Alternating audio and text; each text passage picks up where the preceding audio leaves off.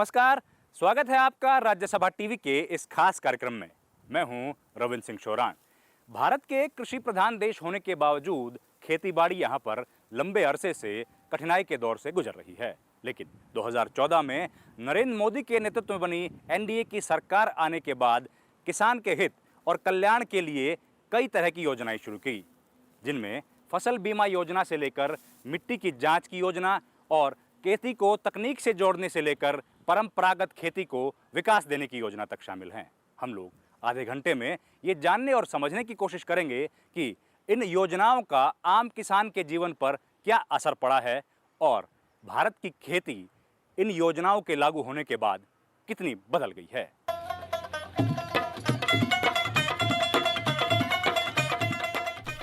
इस बार गुरदेव सिंह चैन की सांस ले सकते हैं।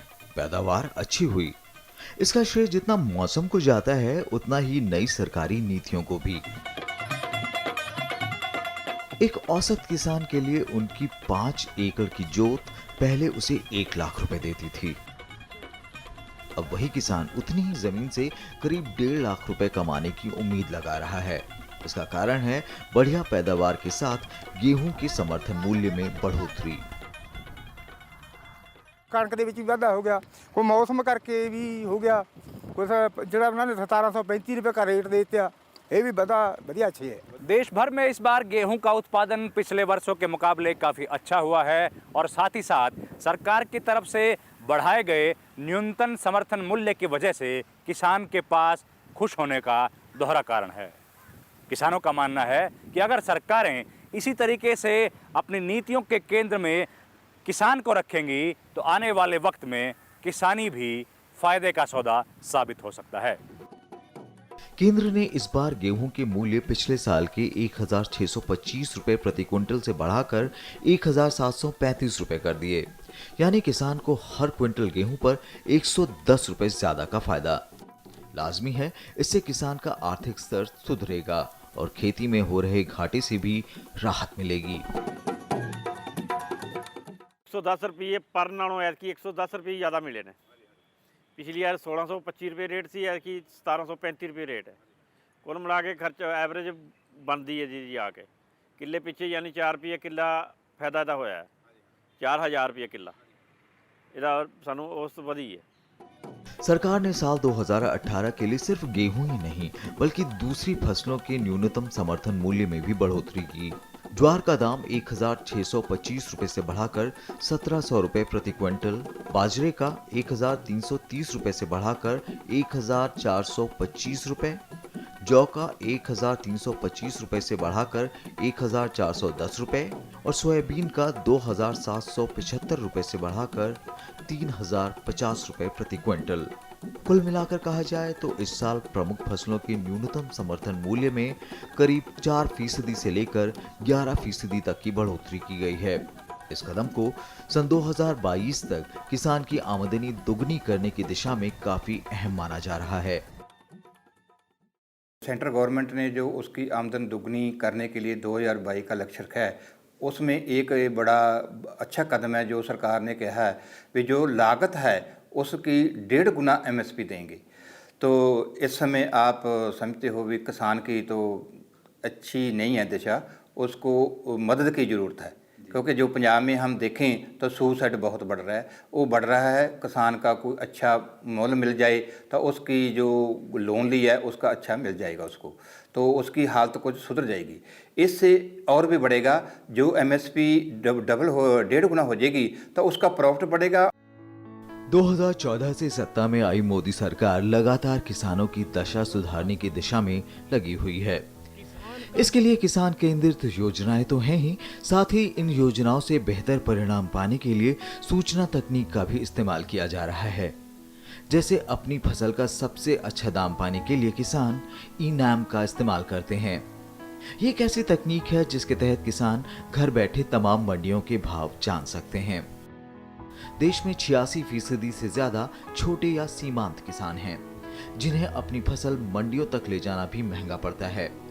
ऐसे किसानों के लिए सरकार एक इंफ्रास्ट्रक्चर का निर्माण करने जा रही है। इसके तहत 22,000 ग्रामीण हाटों को ग्रामीण कृषि बाजार में बदला जाएगा। और 585 मंडियों को ई-नैम से जोड़ा जाएगा। इस योजना के लिए 2000 करोड़ रुपए की राशि निर्धारित की गई है। ये काम मार्च 2019 तक खत्म हो जाएगा। कृषि उत्पादों के निर्यात को 100 अरब डॉलर के स्तर तक पहुंचाने का भी लक्ष्य सरकार ने रखा है। ई-नैम जैसी योजनाओं ने सतनाम सिंह जैसे किसानों में नई आशा का संचार कर दिया है। इनाम के जरिए उन्हें पता लगता है कि आज चंडीगढ़ मंडी में उन्हें अच्छे दाम मिलेंगे और बिना देरी किए वो 70 किलोमीटर दूर इस मंडी में आ गए। रेट ठीक है जी, ऐतकी भाव भी ठीक है, कणक का रेट भी ठीक है, झाड़ भी ठीक है जी पिछले साल नालों। नैट ते बाकी मींह मूंह बारे पता लग जाता, मौसम के हिसाब नाल पता लग जाता भी क्या कुछ नैट बारे। मंडियां ते अलग अलग मंडियां बारे पता लग जाता भी क्या कुछ मंडी में चलता, भी बारदाना है या नहीं है, पता लग जाता सारा कुछ, नैट पर पता लग जाता सारा कुछ। काफ़ी सुविधा है अगे नालों, फर्क है। किसी बाजार से फ़ायदा हमारा ये हो रहा है कि हम अपने मर्जी से अपने दाम पे बेच सकते हैं। हमें लगता है कि दाम कहीं और अच्छा है तो हम वहाँ बेच लें, जरूरी कि हम यहाँ पे 2 पैसे घाटे में बेचेंगे। जहाँ 2 पैसा हमारा फ़ायदा हो रहा है हम वहाँ बेचेंगे उसको। मतलब कि आपकी जो मार्केट पहले कुछ तरह सीमित थी। हाँ जी, मार्केट हमारी बढ़ गई है। मार्केट अब आपकी राष्ट्रीय मार्केट तक आ हमारी चुकी पूरी, है। हाँ, इंडिया में उससे एक किसान भाई लाभ उठा सकते हैं। हाँ जी, क्यों नहीं करेंगे। हमें यहाँ से कुछ अच्छा माल में कहीं गुड़गांव या दिल्ली कहीं मिल रहा है तो हम वहाँ भेजेंगे, अच्छे से भेजेंगे। देखा जाए तो फसल का अच्छा दाम तो तभी मिलेगा ना जब फसल अच्छी हो, और अच्छी फसल सुनिश्चित करने के लिए किसानों के पास अब सॉइल हेल्थ कार्ड सेंटर्स भी हैं। इन सेंटर्स पर किसान अपने खेतों की मिट्टी की जांच कर उस पर सबसे मुनासिब फसल बो सकते हैं। यही नहीं, उस जमीन पर किस तरह की खाद का इस्तेमाल और कितना होना चाहिए ये भी पता लग जाता है। जो पोषक तत्व हैं जो हर तरह की खेती करने में पौधे को चाहिए, उनके बारे में जानकारी देता है, और वो जानकारी मिलने के बाद में फिर हम पौधे को जो खुराक देते हैं रासायनिक खादों के माध्यम से, यूरिया, डीएपी, पोटास, तो उनकी जो मात्रा जितनी उनको चाहिए उतनी हम उसको डाल सकते हैं। क्योंकि आजकल क्या है कि हमारी जो एनपीके की रेशो है वो काफ़ी डिस्टर्ब हुई है। जो 4:2:1 होनी चाहिए वो काफ़ी डिस्टर्बिंग है। उसको ठीक करने के लिए इसकी सॉइल हेल्थ कार्ड की बड़ी भारी ज़रूरत है। किसान अब अपने खेतों से मिट्टी का नमूना इकट्ठा करके उनका परीक्षण करवाते हैं और रिपोर्ट के मुताबिक उसमें जरूरी खाद और दवाई का प्रयोग करते हैं। कई किसान ऐसे भी हैं जिन्होंने मिट्टी की जांच के बाद परंपरागत खेती में पड़ने वाली कई खाद और बीज में बदलाव किया है, और इसमें से फिल्ट्रेट लेके आगे फिर फर्दर प्रोसेस के लिए इंस्ट्रूमेंट पे टेस्टिंग होगी, विश्लेषण होएगा इसका। इस कारण अब किसान को केवल वही खाद डालनी पड़ती है जो मिट्टी को चाहिए। इससे लागत में कमी आई है। पीढ़ियों से खेती कर रहे किसान श्यामलाल ठाकुर का मानना है कि मिट्टी की जांच की योजना के आने के बाद उन्हें काफी लाभ मिला है। ये हमारी गोबर खाद गाय की वही डाल रहे हैं। उसका फायदा है? हाँ जी, बड़ा फायदा है। ये अब जैसे टमाटर बढ़िया चला हुआ है, नहीं तो सुखा रही थी हमारी यूरिया तो खत्म कर रही थी हमारे भुट्टे को। पिछली बार मेरे को पूरा डैमेज हुआ, आधा खेत खत्म, नुकसान ही नुकसान, फिर मैंने बंद कर दिया। अब की बार तो अभी चला हुआ है भुट्टा, अब ठीक चला हुआ। मैंने यूरिया डाला ही नहीं, शुरू से लेके डाला ही नहीं, बिल्कुल नहीं। मतलब हमने जब से टेस्ट करवाया मिट्टी का, उसके बाद हमने गोबर की खाद और कैल्शियम, नाइट्रोजन, ये सारी खादें जो है, पोटाश वगैरह वो डाल करके, इससे मिट्टी भी ठीक हो गई है और फसल भी अब ठीक आने लगी है, पैदावार भी अच्छी हो रही है। मिट्टी चाहे पंजाब के मैदानी इलाकों की हो या फिर हिमाचल के पहाड़ी इलाकों की, सॉइल हेल्थ कार्ड का किसान हर जगह फायदा उठा रहे हैं। फार्मर्स को पहले माइक्रो न्यूट्रिएंट्स या जो मैक्रो न्यूट्रिएंट्स है उसके बारे में उसको इतना ज़्यादा पता नहीं था। जैसे आपका सल्फर है, आयरन है, उनकी जो डेफिशिएंसी, मोलिब्डेनम की डेफिशिएंसी जो होती थी, तो उसको अब ये पता चल रहा है कि नहीं, ये जो चीज़ डेफिशिएंसी है इसको भी हम इसको रिकूप करेंगे कुछ डालने से। कैल्शियम, जैसे आपका गोभी में हमारे मोलिब्डेनम की डेफिशिएंसी हो जाती है, तो फार्मर को ये पता लग रहा है अब कि मेरे को मोलिब्डेनम डालना पड़ेगा या बोरोन भी डालना पड़ेगा। पहले फार्मर इसके बारे में अवेयर नहीं था। हाँ, पहले इस फार्मर इनके बारे में अवेयर था, जहाँ पे नाइट्रोजन, फास्फोरस, पोटास जो मेजर न्यूट्रिएंट्स थे उसके बारे में अवेयर था। हाँ, माइक्रो के में भी वो। पानी और खेती का रिश्ता तो सभी को पता है, अक्सर भारतीय किसान पानी के लिए मौसम के मिजाज पर निर्भर रहते हैं। मौसम पर पानी की निर्भरता खत्म करने के लिए सरकार ने 2015 में 50,000 करोड़ रुपए की राष्ट्रीय सिंचाई योजना शुरू की। इस धनराशि से राज्य सरकारें दूर दराज के गांव तक सिंचाई के पानी को पहुंचाने का प्रयास कर रही हैं। इस योजना के तहत फिलहाल विभिन्न राज्यों के 96 जिलों को चुनकर 2,600 करोड़ रुपए आवंटित किए गए हैं। हमारा मेन उद्देश्य जो है, मेन एम जो है वो है पर ड्रॉप मोर क्रॉप, यानी कि जो भी हमारे पानी की एक एक बूंद को जो है वो कंजर्व करना है, उसको संरक्षित करना है और उसका जो है बेस्ट यूज करना है। तो वो जो है हम फार्मर तक जो है, किसान तक जो है हमारी ये कोशिश है कि उसके पास जो भी रिसोर्सेज अवेलेबल है पानी के, जहाँ पर उसको जो है कंजर्व करके उसके खेत तक जो है उसको पानी को पहुँचाना है। ये हमारा प्रधानमंत्री कृषि सिंचाई योजना का जो है एक उद्देश्य है। दूर नहीं जाते हैं, हाल की ही बात करते हैं। अभी उत्तर भारत में आए तूफान और ओलावृष्टि से लाखों की फसल प्रभावित हुई है, लेकिन ऐसी ही मुसीबतों से निपटने के लिए कई किसानों ने पहले ही कदम उठा लिए थे। उन्होंने अपनी फसल का बीमा करा लिया है। केंद्र सरकार की फसल बीमा योजना के तहत इन किसानों को फसल खराब होने की स्थिति में घाटा नहीं उठाना पड़ता। इस योजना के लिए किसान को मामूली बीमा राशि देनी पड़ती है। जैसे खरीफ की फसलों के लिए किसान को कुल बीमा राशि का मात्र 2% ही देना पड़ता है और रबी के लिए प्रीमियम की राशि मात्र 1.5% है। प्रीमियम की बाकी राशि का भुगतान केंद्र और राज्य सरकारें करती हैं। बीमा होने के बावजूद किसान आपदा की स्थिति में केंद्र और राज्य सरकारों द्वारा दी जाने वाली राशि का भी हकदार होता है। अब कुरुक्षेत्र के किसान जनरैल सिंह को ही लें। पिछले साल इनकी गेहूं की खड़ी फसल बर्बाद हो गई, लेकिन फसल की बर्बादी का जनरैल सिंह की आमदनी पर कोई खास असर नहीं पड़ा। पीछे जो फसल बोई थी गेहूं की फसल में तेले की वजह से काफ़ी नुकसान हुआ था, तो हमारे को उसमें काफ़ी अच्छा प्रधानमंत्री बीमा योजना का लाभ मिला जी। कैसे, क्या क्या आपने कितना पैसा दिया था, क्या मिल गया? सर हमारे को 300 रुपये पर एकड़ के हिसाब से देना पड़ा था और हमारे को लगभग कम से कम 15-18 हज़ार रुपये एकड़ के हिसाब से उसका मिला जी। मेरा अकेले का 2,97,000 रुपये का चेक आया था बीमा योजना का जी। फसल बीमा योजना तभी सफल हो सकती है जब किसान इसके बारे में जागरूक हों, और इसका जिम्मा उठाया है सरकारी अधिकारियों ने, जो घर घर जाकर किसानों को इसकी जानकारी दे रहे हैं। इनका ये प्रयास रंग भी ला रहा है। प्रधानमंत्री फसल बीमा योजना के अंतर्गत 4 तरह से रिस्क कवर किए गए हैं। कुछ जो रिस्क हैं वो इंडिविजुअल लेवल पर हैं और कुछ रिस्क विलेज लेवल पर हैं।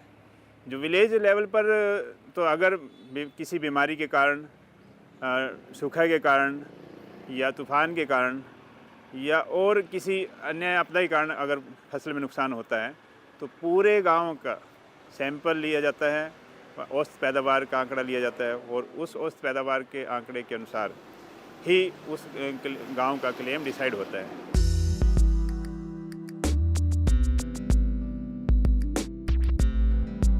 क्या आपको पता है कि आपकी मनपसंद इटालियन डिश में पड़ने वाली broccoli, red paprika, yellow paprika, zucchini के लिए अब इटली का मुंह नहीं देखना पड़ता। आज ये सभी सब्जियां भारतीय खेतों में उगाई जा रही हैं। ये मॉडर्न फसलें वो किसान उगा रहे हैं जिन्हें अब तक पिछड़ा कहा जाता था। वो अपनी छोटी जोत पर पारंपरिक फसलें जैसे गेहूं, चावल और बाजरा उगा रहे थे। किसान की इस आधुनिक विचारधारा के पीछे भी सरकार की कोशिशों का हाथ है। सरकार ने इन किसानों को दिनों दिन ग्लोबल होती भारतीय जनता के स्वाद और अंदाज के बारे में बताया और इन किसानों को विश्वास दिलाया कि वो जनता की जरूरतें पूरी कर सकते हैं और इससे उनका घाटा लाभ में बदल सकता है। सरकार की इसी कोशिश के तहत इजराइल के सहयोग से किसानों को तकनीक के साथ जोड़ने या टैक्स सेवी बनाने के लिए इस केंद्र को शुरू किया गया। प्रधानमंत्री नरेंद्र मोदी ने हाल ही में इजराइल की यात्रा की और किसानों को कृषि तकनीक से जोड़ने के लिए सहयोग लिया। ये प्रयास अब रंग लाने लगे हैं। करनाल के किसानों को ही लें, अब वो पीले गेहूं की बजाय रंग बिरंगे फूलों की खेती कर रहे हैं। यकीन मानिए, यहाँ का माहौल ही नहीं, इन किसानों की जिंदगी भी महक उठी है। फसल जो है बहुत बढ़िया होती है, क्वालिटी बहुत बढ़िया होती है। मैं कलर कैप्सिकम का काम करता हूँ, येलो और रेड का। ये ओपन फील्ड से तकरीबन 10 गुना प्रोडक्शन निकलती है इसकी और 4 गुना तकरीबन रेट होता है। 6 महीने के अंदर हम लोगों को 6 लाख रुपए की जो है ये हमारी कल्टीवेशन बिक जाती है और ख़र्चा तकरीबन 2 से 2.5 लाख रुपया होता है। नेट इनकम 3.5 लाख रुपए पर सेमेस्टर, मतलब 6 महीने में जब हमारी ये क्रॉप ख़त्म होती है तो हमें ये मिल जाती है। एक दौर था जब किसान अपने बेटों को किसान नहीं बनाना चाहता था। पढ़े लिखे जवान आजीविका के लिए शहरों का रुख कर रहे थे, लेकिन आज हालात बदल रहे हैं। कई जगह तो नवयुवकों ने शहर की अच्छी आमदनी वाली नौकरी को त्याग खेती को अपना लिया है और उन्हें अपने फैसले पर जरा भी दुख नहीं है। ट्रेडिशनल फार्मिंग से मैं ये कह सकता हूँ भी कम से कम 5 से 10 गुना मुझे लाभ हुआ। हाँ जी, और ड्रिप इरिगेशन की खेती है हमारी ये, इससे हमारी पानी की भी बचत रहती है। तो हमारे एरिया कुछ ऐसा है करनाल जोन में जो हमारे को डार्क जोन भी घोषित कर दिया है, जिसकी वजह से हम लोगों को ड्रिप इरिगेशन में भी जाना चाहिए। और प्रधानमंत्री कृषि योजना के तहत हमें ये ड्रिप इरिगेशन में सब्सिडी भी अच्छी मिलती है। बहुत बेहतर है। अगर प्रधानमंत्री हमें यूँ कहते हैं भी किसान की आय दोगुनी होए, अगर हम इस टेक्निक पे जाए तो ये दोगुनी की बजाय 4 या 5 गुना भी हो जाएगी। हॉर्टिकल्चर में कन्वर्ट किया और MIDS स्कीम्स ली। पहले तो हम एग्रीकल्चर वैसी एक जैसे लोग खुली में करते हैं, हमने अब प्रोटेक्ट स्टार्ट किया जिसके हमारे को MIDS से गाइडलाइंस मिला। तो उसमें हमारे की इनकम जो था 1.5 एकड़ में ही सिर्फ हमारा आज टर्नओवर जो 8 CR मतलब 8 करोड़ से ऊपर जा रहा है, due to support of MIDH, government of India और government of Haryana. They give us the technology of NCCD cold chain also, integrated post harvest management and mushroom units also. हमने जो प्लांट लगाए हुए हैं अपने अंदर तो सारा कोल्ड चेन के अंतर्गत है। हम अपने ब्रांड में ही अपनी वेजिटेबल्स को सेल कर रहे हैं आज, और जो कि बहुत ज़रूरी है, अदरवाइज हमारी डबल इनकम का स्कोप रह ही नहीं सकता। केंद्र की तरफ से इस तकनीक को बढ़ावा देने के लिए कई तरह की सब्सिडियां भी दी जा रही हैं। एकीकृत बागवानी विकास मिशन योजना के तहत सरकार किसानों को 65 से 90% तक की सब्सिडी दे रही है। इसमें पॉली हाउस से लेकर नेट हाउस और ड्रिप सिंचाई की सुविधा भी शामिल है। प्रधानमंत्री कृषि सिंचाई योजना में हरियाणा की जैसे मैं बात करूं तो 36 ब्लॉक ओवर एक्सप्लॉइटेड ब्लॉक घोषित किए गए हैं, जिसमें 85% सब्सिडी का प्रोविजन है। दूसरा, उसमें कोई कैटेगरी नहीं है, चाहे वो जर्नल फार्मर हो, SC हो, कोई भी हो, 85% सब्सिडी है। हमारा ये सेंटर जिस टाइम बना था उस टाइम हमारे पूरे हरियाणा के अंदर लगभग 15 से 20 एकड़ के अंदर पॉली हाउसेज थे, जो वो भी ग्लास हाउसेज थे, पॉली हाउसेज बहुत कम थे। उसकी जब से ये सेंटर बनाया उसके बाद में धीरे धीरे इतने किसान मोटिवेट हुए, यहाँ आते रहते हैं। डेली लगभग 100 के करीब किसान यहाँ पे आते हैं जो कि इसको देखते हैं। प्लस यहाँ पे हम ट्रेनिंग भी करवाते हैं किसानों को। हर महीने हमारी ट्रेनिंग होती है। हमारा एक शेड्यूल बना रखा है पूरे साल भर का। हर महीने एक हफ्ते के अंदर 4 दिन हम ट्रेनिंग कराते हैं किसान को, जिसको सिर्फ ये प्रोटेक्ट कल्टीवेशन के बारे में, हम ड्रिप इरिगेशन प्रोटेक्ट कल्टीवेशन के बारे में बताते हैं। तो जब से ये हमारा लगा हुआ है, सेंटर बना है, जब से लेकर के आज तक लगभग 2100 के करीब हमारे नेट हाउस, पॉली हाउस किसानों ने अब तैयार किए। खेती बाड़ी के तरीकों के मामले में भी समय का चक्र घूम फिर कर फिर उसी जगह आ गया है। लोग हेल्थ कॉन्शियस हो गए हैं और ऑर्गेनिक फूड यानी जैविक चीजों से उगाए गए खाद्य पदार्थों पर ज्यादा जोर दे रहे हैं।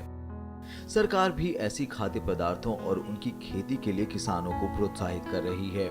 उसने परंपरागत कृषि विकास योजना की शुरुआत कर जैविक खेती यानी ऑर्गेनिक फार्मिंग की क्लस्टर पद्धति प्रमाणीकरण को बढ़ावा दिया। भारत सरकार कृषि और सहकारिता विभाग द्वारा सन 2015-16 से लागू इस योजना के तहत जैविक पदार्थों के प्रमाणीकरण और विपणन का काम किया जा रहा है। अब हिमाचल प्रदेश के सोलन के किसान विक्रम ठाकुर को ही ले लें। इन्होंने अब अपने खेतों में यूरिया और दूसरे केमिकल्स का इस्तेमाल बंद कर दिया है। उनके प्रोडक्ट अब पूरी तरह से ऑर्गेनिक हैं। हम अपने गोबर पे फसल लेना शुरू लगे करने। जब अपने गोबर पे फसल लेना शुरू लगे करने तो गोबर से कुछ नेचुरली प्रोडक्शन भी हमें अच्छी मिली, फसल भी बढ़िया दिखने लगी। फिर उसके बाद जो और खाद यूज़ लगे करने, जैसे कैल्शियम होगी, बायोजाम होगी, जैविक खाद होगी, कई प्रोडक्ट हैं खाद के जो मतलब महंगे प्रोडक्ट खाते हैं, तो उससे भी अच्छे रिजल्ट मिले हमें। तो हम ज़्यादा करके वही खादें यूज़ करते हैं। मतलब जो यूरिया है वो तो हमने एक्चुअली बंद ही कर दी हैं। सरकार का लक्ष्य इस साल के अंत तक जैविक खेती को 5 लाख एकड़ इलाके तक पहुंचाने का है। इस योजना के तहत जैविक खेती का काम शुरू करने के लिए 50 या उससे ज्यादा ऐसे किसानों का एक क्लस्टर बनाया जाएगा जिनके पास 50 एकड़ भूमि होगी। इस तरह 3 वर्षों के दौरान जैविक खेती के तहत 10,000 क्लस्टर्स बनाए जाएंगे।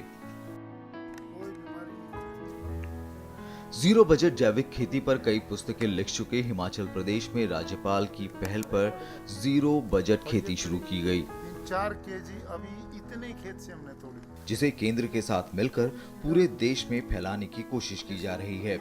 इस खेती के तहत किसानों की कुल लागत को घटाकर शून्य करने की दिशा में काम किया जा रहा है। हिमाचल प्रदेश के राज्यपाल आचार्य देवव्रत इस तरह की खेती अपने खेतों में करीब 2 दशकों से कर रहे हैं। रासायनिक खेती का भय लोग ये मान रहे हैं कि हम यदि जीरो बजट करेंगे तो उत्पादन घटेगा। जैविक में तो घटता है, लेकिन हमारा ये दावा है, मैंने अपने खेतों में देखा है कि जीरो बजट खेती में पहले ही साल उत्पादन बढ़ता है। अब माननीय प्रधानमंत्री जी की जो ये योजना है कि हम भारत के किसान को 2022 तक आय डबल करें, उस पद्धति की पूर्ति के लिए सर्वोत्तम तरीका जीरो बजट है। किसान की आय बढ़ करके वो बचेगा। काम एक लाभ 6, ये हमारी जीरो बजट मोटा मोटा। आचार्य देवव्रत हिमाचल प्रदेश के राज्यपाल तो हैं ही, लेकिन कम ही लोग जानते हैं कि वो जैविक खेती के क्षेत्र में पिछले 2 दशकों से काम कर रहे हैं। आज भी जब बात जैविक खेती की आती है तो वो राज्यपाल के कर्तव्यों से कहीं आगे जाकर इसे बढ़ावा देने में कोई कसर नहीं छोड़ते। माननीय राज्यपाल और सरकार की कोशिशों से किसानों को फायदा भी हुआ है। बाजार में जैविक पदार्थों यानी ऑर्गेनिक सामानों के दाम हमेशा ज्यादा होते हैं। इससे उपभोक्ता की शारीरिक सेहत और किसानों की आर्थिक सेहत दोनों को ही फायदा हुआ है। किसान को खेती करने के लिए शहर से 1 रुपए की चीज ना खरीदनी पड़े। गांव का पैसा गांव में, शहर का पैसा भी गांव में, और विदेश का पैसा देश में। इससे भारत समृद्ध होगा। और ये पद्धति जीरो बजट प्राकृतिक खेती। कश्मीर की केसर हरियाणा के खेतों में लहलहा रही है। ये न केवल यहाँ के खेतों को सुगंध दे रही है, बल्कि साथ ही साथ पूरे हिंदुस्तान के किसान के लिए एक संदेश है कि अगर छोटे जोत का किसान आने वाले वक्त में इस तरीके की नकदी फसल लगाता है तो न केवल उसका व्यक्तिगत तौर पर लाभ होगा, बल्कि पूरे देश की अर्थव्यवस्था को एक मजबूत मुकाम हासिल होगा। अब चलते चलते आपको केसर का स्वाद चखाते हैं। बस फर्क इतना होगा कि ये केसर कश्मीर की वादियों का नहीं, बल्कि हरियाणा के रेतीले इलाकों में उगाया गया है। चमत्कार से कम नहीं लगता ना? गुरुग्राम जिले के खंडेवाला गांव के युवा किसान प्रदीप कटारिया को भी विश्वास नहीं हुआ था जब किसी ने उन्हें हरियाणा में केसर उगाने की सलाह दी थी। उन्होंने सॉइल हेल्थ जांच से पता लगा लिया कि ये संभव है और आधा एकड़ में केसर लगा दिया। आज उनके केसर का फ्लेवर गुड़गांव और उसके आसपास के इलाकों में चर्चा का विषय बना हुआ है। वो इलाके में केसर उगाने वाले पहले किसान हैं। मैंने इसकी स्टडी की, पूछताछ की, डॉक्टर वगैरह से, अपने एग्रीकल्चर डिपार्टमेंट से पूछताछ की। ये मेरे को ठीक मिला। जितनी मेरे पास नॉलेज थी उस हिसाब से मैंने ये स्टार्ट किया। उसके बाद में कुछ कमी भी सी रहती तो अपने डॉक्टर साहब के पास जाता। डॉक्टर साहब ने भी खूब कोऑपरेट किया। जो उन्होंने मालूम था मेरे को बताया, यदि किसी को मालूम नहीं था तो दूसरे से पूछ के बताया। और मेरा लगभग 2 लाख रुपए का इस मादा किला में खर्चा आया केसर का। खूब शानदार फसल हुई मेरी। आसपास में जो भी मेरे पास में गांव के भी आदमी आए और आस पड़ोस से भी आए, सबने सराहना की। और अगली साल से खेती को बहुत ज़्यादा बढ़ावा मिलने वाला है। जिसके पास थोड़ी ज़मीन है तो अपने इसका मेन एक प्रॉफिट ये है, थोड़ी ज़मीन में ज़्यादा का फायदा। अगर आप खाने के शौकीन हैं तो आपको केसर का दाम पता होगा। खैर, औरों के लिए बता दें कि इसका थोक मूल्य करीब 2.5 लाख रुपए प्रति किलो है। आज भारतीय किसान केसर जैसे ना जाने कितने नए फ्लेवर, सब्जियों और फलों को उगाने के लिए तैयार हैं। सरकार भी सुनिश्चित करना चाहती है कि उनकी तैयारी रंग लाए। तो देखा आपने कृषि को संकट से उबारने के लिए और 2022 तक किसानों की आय को दुगनी करने के लिए बनाई गई तमाम कल्याणकारी योजनाओं का आम किसान के जीवन पर क्या असर पड़ रहा है। उम्मीद है आने वाले वक्त में इन योजनाओं का लाभ ज़्यादा से ज़्यादा किसान उठाएंगे और देश की खेती संकट के दौर से एक मुनाफे की धंधे की तरफ बढ़ने लगेगी। इस कार्यक्रम में फिलहाल इतना ही। मुझे मेरे कैमरा सहयोगी और निर्माण साधु के साथ दीजिए इजाज़त और आप देखते रहिए राज्यसभा टीवी।